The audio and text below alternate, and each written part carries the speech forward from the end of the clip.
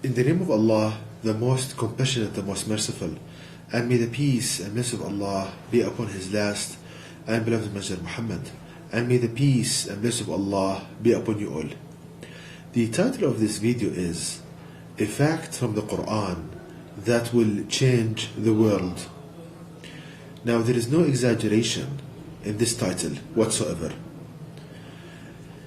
Now, in this video I will show a fact that can be learned from the last revelation to people in the Quran, which will change the condition of people in the whole world. Now, as an introduction to this video, Allah God Almighty states in the Quran, in verse 87 of chapter 15 of the Quran, the following: And indeed Allah God has bestowed upon you 7 of Al-Mathani and the Grand Quran. So here Allah God Almighty states that He has bestowed upon Muhammad and upon the Muslims the Grand Quran. So Allah God Almighty gives a very high importance to the Quran, the last revelation of Allah God to people. Now, the power of the Quran and the status of the Quran can only be seen if a person ponders and reflects upon the verses of the Quran. If a person ponders and reflects upon the verses, he will uncover the knowledge of Allah Almighty in the Quran, and he will implement the Quran in his life. But if he only recites the verses without understanding, he will not see this power of the Quran and the knowledge of Allah Almighty in the Quran. So in this video I will show the power of the Quran by pondering and reflecting upon the verses of the Quran. Now, what is this truth? What is this fact that if we learn it from the Quran and implement it, it will change the world, it will change the condition of people? Now, this fact is about the problems of people. Now, we see that people, they spend a lot of money, effort and time in trying to resolve and trying to find the solution to their problems, whether it's a problem of crime, poverty, all of these kind of problems. People, they spend, as I said, so much money, time and effort to find the solution. And the sad fact is that these problems are getting compounded, they are getting worse. The problems of people like crime, poverty, etc., they're getting worse. The situation is not getting better. And if we ponder upon the problems of people, what people suffer from, we can classify their problems in 3 main categories. The first cause for the problems of people is the acts of harm. The first cause for the problems of people, the acts of harm. And these can be further categorized into a person hurting himself and others. For example on this, suicide, self-torturing, self-mutilation. This is one of the causes for the problems of people. The other cause, a person hurting others. For example, torturing others, killing others, crime, etc. The third category, bad behavior. Like, for example, a person lying to others, stealing from others, bad language, insults, etc. So this is the first category for the causes for the problems of people. Now, the second category, acts of sin, sinful acts. The second category that causes people problems, sinful acts. And the example for this, adultery and its problems, being unfaithful in marriage, incest, homosexuality, people exposing their bodies, and bad language. These are sinful acts, acts of sin. And this is the second category for the problems of people. The third category is blasphemy. A person insulting religious values, attacking the Quran, attacking Prophet Muhammad, distorting Islam, coming up with a new religion that suits his desires and his wishful thinking about things. So these three categories, acts of harm, lust, and blasphemy, these are the causes for the problems of people. These are the summary for the causes of the problems of the whole of mankind, whole humanity. So as you can see on the screen, this is a summary for the causes of the problems of people. And as I said, there are acts of harm, lust, and saying about Allah God what you have no knowledge of, or blasphemy. Now, this is one part of the lecture. Now, these are major problems of people. Now, I will show now how Allah Almighty gives us from the Quran the cure for all of these problems. So the fact that will change the world, or the truth from the Quran that will change the world, is how Allah Almighty shows us the diagnosis and the cure for all the problems of people. In one simple fact in the Quran, Allah Almighty gives us how to cure all of these problems. Now, to explain this, let me give an example. If a person has a disease, an illness, now let's ask how to cure an illness, how a person cures an illness. Now there are three main steps. Firstly, you need to know the cause for the disease, the cause for the illness. For example, whether it's bacterial infection, what kind of bacteria, and so forth. The second step is to know the mechanism of this disease. For example, this virus affects this organ, the mechanism. The third step in the cure is to eliminate the source of the illness, or to stop its mechanism, either to cancel the mechanism or nullify or eliminate the source, the cause. Now, if we apply this to the problems of people, now Allah Almighty in the Quran gives us how to cure all the problems of people. Now, the first step in the cure is to find the cause. What causes the problems of people? What is the kind of, as I said, the cause for all of these acts of harm, lust, and blasphemy? Allah Almighty gives us in the Quran the answer for this, where in chapter 2, verses 168, 169, where Allah Almighty states the following: O people, eat of that which is lawful and good on the earth, and follow not the footsteps of Satan. Verily, he is to you an open enemy. He commands you what is harmful, sinful, and to say about Allah what you have no knowledge of. Once again, the verses 168, 169 of chapter 2 of the Quran. O people, eat of that which is lawful and good on the earth, and follow not the footsteps of Satan. Verily, he is to you an open enemy. He commands you what is harmful, sinful, and to say about Allah what you have no knowledge of. So here Allah Almighty tells us the symptoms for the effect of Satan on people. So Allah tells us here that Satan affects us, and the symptoms are, as you can see on the screen, acts of harm, lust, and to say about Allah what you have no knowledge of, blasphemy. Now, if we compare the symptoms of the effect of Satan on people with the causes for the problems of people, we can see a perfect match between the two.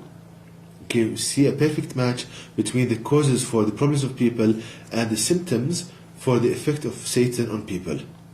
So the only logical conclusion from this is that Satan is the cause, is the sole reason for the problems of people. Again, the only conclusion from this is that Satan is the sole reason why people have so many problems. He's the cause for all the problems of people. So we learn from the Quran the first step in the cure is to identify the cause of our problems. Now the second step in the cure is to know the mechanism, how Satan accomplishes this kind of, how Satan affects us in order for us to commit acts of harm, lust, and blasphemy, to know the mechanism. And the mechanism is the following. Now, to start with chapter 114 of the Quran, verse 4, which states, "From the evil of the whisperer who hides." This is verse number 4 of chapter 114 of the Quran. The translation is that, "From the evil of the whisperer who hides." So here Allah Almighty teaches us the ways of the effect of Satan on us, the devil. So in these verses, Allah Almighty exposes Satan to us. And why? Because we know that Satan is our enemy. Allah tells us in the Quran that Satan is our enemy. So by exposing this enemy to us, Allah Almighty saves you from him. Because when you know the tricks of your enemy, when you expose him, you will be less susceptible for his attacks. Now, Allah tells us that Satan, he whispers to each and every one of us. He whispers, he talks. Whispering meaning talking. He talks to each and every one of us. But Allah tells us at the same time, Satan hides from you. So he whispers to you, he talks to you, but at the same time he hides from you. So we learn that each and every one of us has a companion devil, Satan, that whispers to him. But at the same time, he hides from you. He doesn't make you to feel his presence. He camouflages himself, he hides from you, so he does not allow you or tries not to for you not to feel his presence. So he hides from you. Now the question arises, how can this creature, this entity, talk to you at the same time hide from you? How can't you feel his presence? That's the question. Now, let's see the engineering miracle in this verse. Now, we can learn the answer for what I said, this question, by pondering upon a verse in the Quran which states the following, translation the following: "And Allah, God, created humans, and He knows what His own self whispers to Him with, and we are closer to Him than His jugular vein." So we learn from this verse that each and every one of us has a voice of oneself. And that's the voice you speak with. Each and every one of us has a distinct voice. It's like a fingerprint. It's something that distinguishes you from other people. It's your voice. Now, if we take a recording of your voice, as you can see on the screen, if we recorded the voice for 3 seconds, and here we have a recording for half a second, we see that your voice, when it's analyzed from a signal analysis, when we do signal analysis on your voice, we see that it's composed of sine waves. It has its energy in the shape of water waves, sine waves. So this is analysis of human voice, your voice. This is the voice of yourself. So this is the same voice you hear in your head when you are thinking quietly to yourself. And this signal can be characterized mainly by 2 parameters.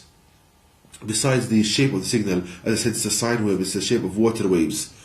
It can be characterized by the wavelength, lambda, and by the frequency. So by knowing the wavelength and the frequency of a signal, you can more or less characterize the signal in addition to its shape. So this is your human voice, what you hear in your head.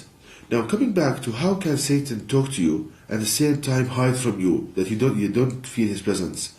Now let me give an example to illustrate this point. Suppose that you are standing in a room and there is somebody behind you, and this person wants to talk to you, but he doesn't want you to know that he's there, but at the same time he wants to talk to you. Now how can he accomplish this? The only way he can accomplish this is if he matches his voice with regard to tone, frequency, wavelength, the languages you know. He matches his voice to the one you speak with. So when he talks, you hear your exact voice, and you think that you are thinking to yourself with this thought. Now likewise, Satan, what he does to each and every one of us, he matches his voice, he makes his voice identical with regards to tone, frequency, wavelength, the languages you know, to your own voice. So what Satan does is that he matches his voice to your own voice. he makes his voice identical with all regards, tone, frequency, wavelength, languages, to your own voice. And what happens that when he talks to you, you hear thoughts in your mind. And because the voice is identical, you think that your own self is telling you this. Again, because the voice is identical, you think that your own self is telling you this. You think that you are thinking to yourself with these thoughts. So we see, brothers and sisters, the engineering miracle in the chapter 114 of the Quran. As I said, Allah Almighty tells us this to save us from the damage and from the effect of Satan on us. Now, another kind of miracle in these two last chapters of the Quran, and we can see, brothers and sisters, more and more why Prophet Muhammad, peace upon him, said that or gave these two chapters, a lot of importance. Now, if we think about verse number 4 of chapter 113 of the Quran, which states, "And from the evil of the blowers in the knots." So, verse number 4 of chapter 113 of the Quran states, "And from the evil of the blowers in the knots." Now, Allah tells us here that there is damage, there is harm of Satan blowing in the knots, producing vibrations in the knots. Now, the question is, what's the damage or the harm produced from Satan blowing in the knots, and what are the knots? To understand and to know the answer for this question, we need to ponder, brothers and sisters, upon verse number 21 of chapter 51 of the Quran, which states, "And in your own selves will you not then see?" And in your own selves will you not then see? So here Allah the Almighty urges us to think and ponder upon our body, to think how Allah created our body. Now, if we do that, to know what are these knots that Satan blows into. If we study the human brain, as you can see on the screen, we see that Allah the Almighty designed the human brain, that it's composed of neural knots, that the neurons, the cells comprising the brain, they are arranged in kind of knots, in groupings in the brain. Now, each grouping of these neurons, they are responsible, each knot, the neural knots, is responsible for certain action in the body. For example, when certain neural cells in the brain, neural knots, are excited, stimulated, they produce a neural input and a neural kind of current that goes down from the brain and stimulates the contraction of muscles. So this is part of the function of these knots. So, having understood this, coming back to the question, what has Satan to do with this? The devil, what's the link between the devil and these kind of neural nodes and the transmission of neural signals from the brain to contract muscles? Now let me demonstrate this by giving an example. Now, suppose that you washed yourself and you're coming out from the bathroom. A thought comes to your mind with a voice match the one you think with, and now you know that the source of this thought is not yourself, is your companion devil, Satan. Now, he's telling you in your mind, as if yourself is telling you this. He's telling you that you are dirty, you are unclean. Go back and wash yourself again. And before this lecture, you thought that this voice is from yourself. So what the person does, he goes back and he washes again, and he repeats his action so many times, and as a result, he wastes his time, effort, he causes damage to his skin, and Satan loves this. He loves to waste your time, to cause you pain. So this is Satan develops a phobia in you from being unclean. So at the same time, when he's telling you these thoughts, he's talking to you. He directs the blowing, the vibration produced from his voice to the neural nodes in the brain that produces a neural signal that causes the muscles in the chest to contract. So he gives you a feeling of fear and anxiety. So again, when he whispers to you a thought that you are unclean, that you are dirty and so forth, he directs his voice to the neural nodes in the brain that produces tightness in the chest and produces a feeling of anxiety and fear. Why? Because Satan knows that when a person is in a state of fear, anxiety, he will do anything to remove this feeling. So he wants you to go back and wash yourself again and again and again, and to cause damage to your skin, to waste your time, waste your money, and become a kind of phobia. So we saw, brothers and sisters, the beauty of the Quran and how Allah the Almighty, the Most Merciful, He explains this to us to save us from this enemy. Because as I said, when this enemy is exposed, you will be safe from him. But because so many people, they don't know the source of these thoughts and feelings, he carries them out, which causes him mental pain and anguish. Now, what I said, brothers and sisters, so many people, they find it strange and they are so much inclined to reject it. Now, Muslims and non-Muslims alike, now the reason why, now Muslims, the reason they tend to find this strange, what I'm saying strange, is because they are so much away from understanding the true meaning of the Quran and pondering upon the Quran. Now, non-Muslims, because they are far away from Allah the Almighty and the true message of Allah contained in the Quran, they are far away from these meanings. Now, so, a proof is needed. So, because the people find it strange, I need to produce proof. Now, I'll produce two, Allah God willing. Two proofs to show the truthfulness of what I said, and these conclusions from the Quran. Proof number one. If we ponder upon verse number 169 of chapter 2 of the Quran, states, He, i.e. Satan, commands you what is harmful, sinful, and to say about Allah what you have no knowledge of. The verse again, He, i.e. Satan, commands you what is harmful, sinful, and to say about Allah what you have no knowledge of. So here Allah teaches us the kind of thoughts that Satan whispers to you with. He whispers to you ideas of harm, to hurt yourself and others.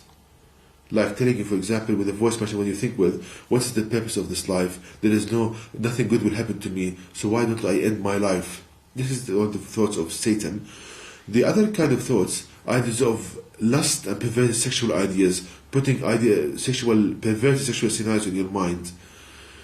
And the third kind of thoughts, to say about Allah what you have no knowledge of, insulting Allah the Almighty, Prophet Muhammad, the Quran. All of these are the thoughts of Satan. Now, this is from the Quran. Now, if you find this strange and consider it as a theory, if you consider this as a theory, a hypothesis from the Quran, if you consider it that, how to prove a hypothesis or a theory? The way to prove it is to match these predictions, that we have a voice, match the one we think with in our mind, telling us ideas of harm, lust, and blasphemy, to compare these predictions, if you think about those predictions, with the actual experiments. Now, if the outcome of the experiments matches, if the outcome of the experiment matches the predictions, then the theory becomes a law. Now, let's see. There is a famous psychiatrist, a British, called Aubrey Lewis. Now, he did a very famous experiment. This is a very famous man, and he did a very famous experiment that he asked his patients, which they call the when they have mental illnesses. He asked them, what kind of thoughts that causes you pain and mental disturbances? So the patients replied by saying, they answered that we suffer from these kind of thoughts that cause us mental pain and disturbances. Ideas of harm, to hurt ourselves and others, that we experience ideas of harm telling us to hurt ourselves and others. Ideas of lust and filth, perverted sexual scenarios, and blasphemy. Blasphemy meaning insulting religious values. So if we compare, as you can see on the screen, if we compare the kind of thoughts that people with mental disturbances suffer from, and those that Satan whispers to us with, as Allah tells us in the Quran, that He, i.e. Satan, commands you what's harmful, sinful, and to say about Allah what you have knowledge of, we see, brothers and sisters, a perfect match between the two. So there is a perfect match between the outcomes of the experiment and what Allah tells in the Quran. So, it stops becoming a hypothesis or a theory from the Quran, it becomes true, and thus, as Allah tells us that Satan whispers to us by a voice much than when we think with, it becomes true and it stops being a hypothesis or a theory. Now, proof number 2. There is another famous experiment that there is a device called the MRI, Magnetic Resonance Imaging Device. Now, this device, there is a kind of application from it called fMRI, functional MRI. It can show the activity of the brain during functioning. So this device, as you can see on the screen, can show the electrical activity of the human brain during functioning. Now, what this experiment, what people did, that they brought a person who's labeled mentally ill, and they placed him in this device, this MRI device, in a completely silent room, a room with no sound whatsoever, and they recorded the activity of his brain.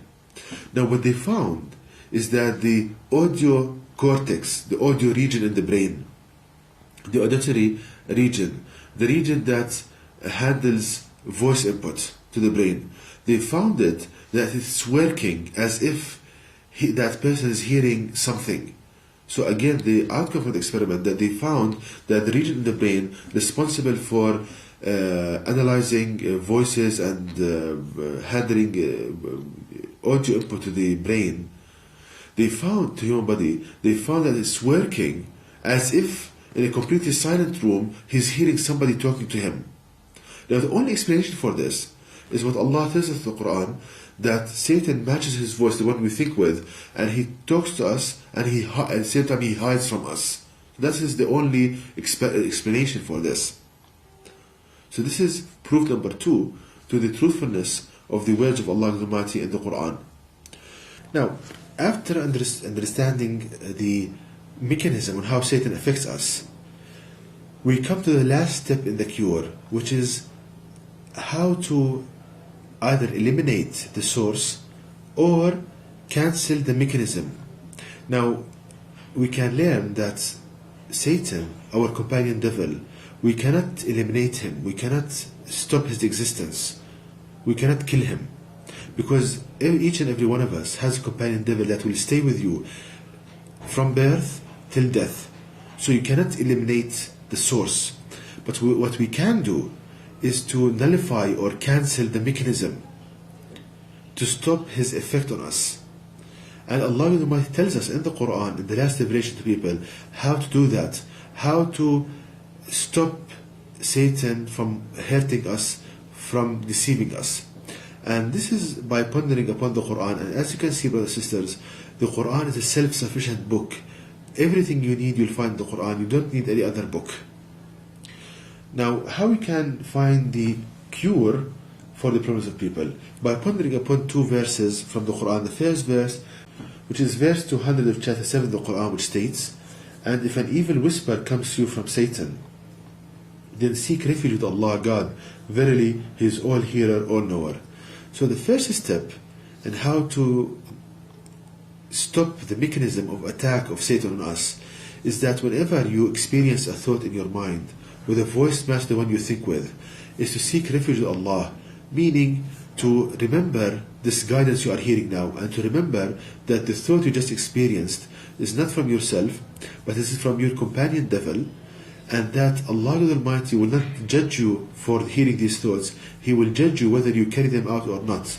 And to realize also that all of these thoughts, they are lies, and they are designed to hurt you and to make you commit acts of harm, lust and blasphemy, and to cause you pain in this life and the hereafter.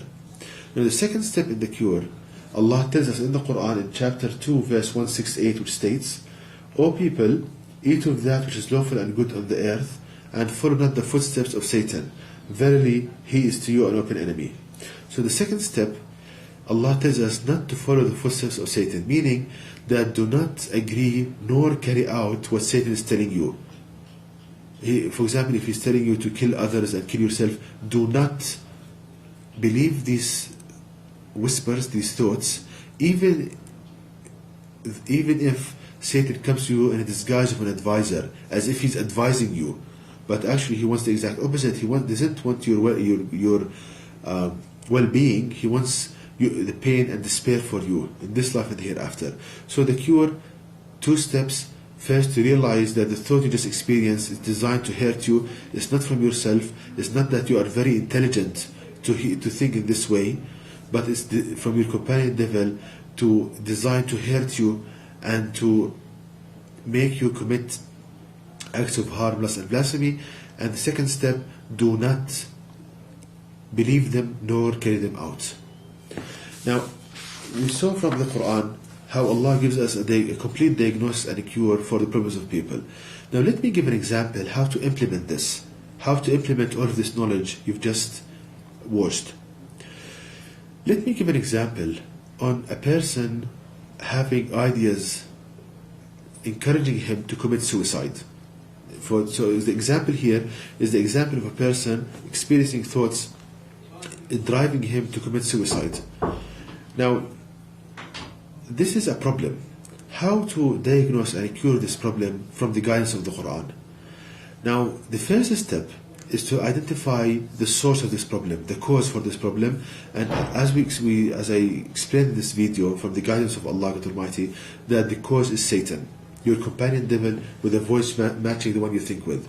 The second step is to know the mechanism on how Satan affects you, and this is again explained that this companion devil comes to you with a voice matching the one you think with in your mind, telling you these thoughts, and at the same time he produces a feeling in your body, giving you kind of a feeling which try to strengthen this lie he just whispered to you with.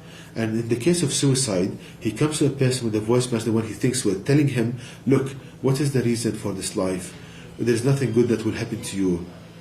So why don't you kill yourself, you go to a happier place. At the same time, Satan tells you, he produces a feeling in your body, giving you kind of like relaxation, that if you do this, this is what you will feel. And he wants to make you believe this lie that he just whispered to you with. Now the third step in the cure is first to seek refuge with Allah Almighty, and to realize that these thoughts are designed to hurt you. They are not to advise you or for your well-being, and that the source of these thoughts is not yourself but Satan. And Allah will not judge you for experiencing them. He will judge you whether you carry them out or not. The second step is that do not believe these thoughts nor carry them out. So this is the cure for the problem of suicide. Now, after explaining all of this, how this fact from the Quran, how is this truth that Allah tells us, how explains to us how Satan affects us, how it will change the world, how it will change the condition of people in the world? It is very straightforward.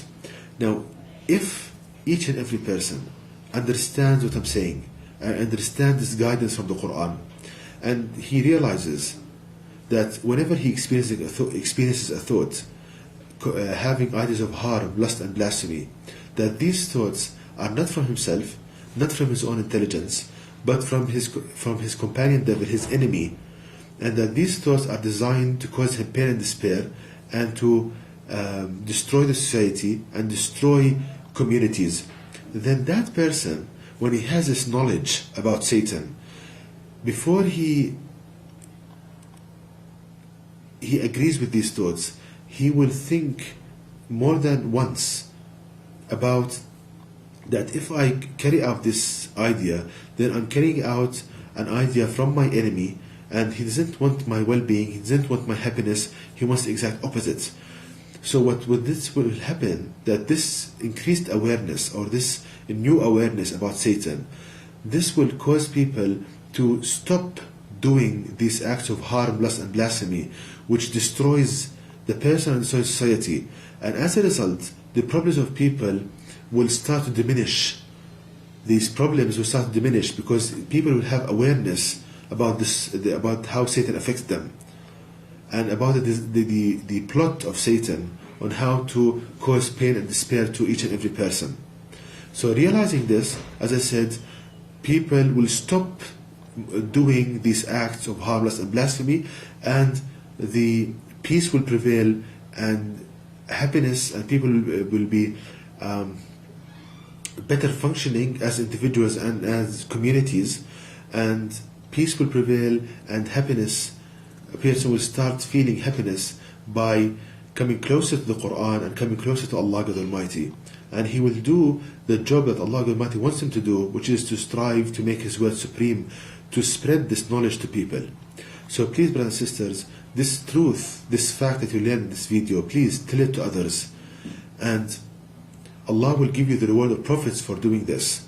And when this truth, this fact, reaches all people and they understand it, and they have this new awareness about Satan, how he affects them, then it will change the world, and these problems of people will start to diminish, and they will end, and people will live in happiness and compassion toward each other. And to know more details about this topic, please visit my website at www.quran-miracle.com, and you can email me at zaidquran@yahoo.com, and may the peace and blessing of Allah be upon you all.